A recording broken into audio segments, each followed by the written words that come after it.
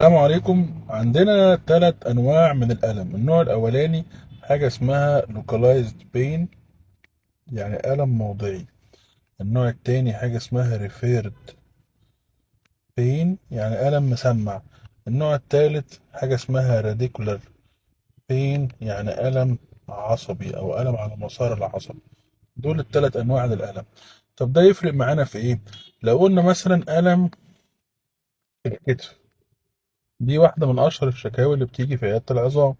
والله ألم الكتف ده ممكن يبقى نتيجة مشكلة في مفصل الكتف نفسه، زي إيه؟ زي التهاب وتر الكتف أو خشونة الكتف، دي من أشهر الأسباب.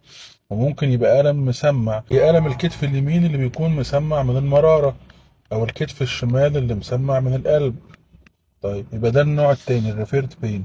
الراديكولار بين يعني العصب اللي جاي من مشاكل الرقبة نتيجة وجود انزلاق غضروفي هو اللي عامل المشكلة. الفحص الطبي الكويس هو اللي يخلينا نقدر نفرق ما بين ألم الكتف، هل هو لوكالايزد مشكلة في الكتف، ولا مسمع من حتة تانية، ولا جاي من الرقبة. عشان كده دايما بنقول مفيش حاجة اسمها يا دكتور أنا عندي وجع في كتفي، إيه الحل؟ الحل الإيه؟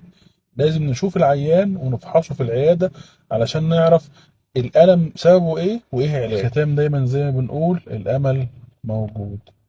مساء الفل.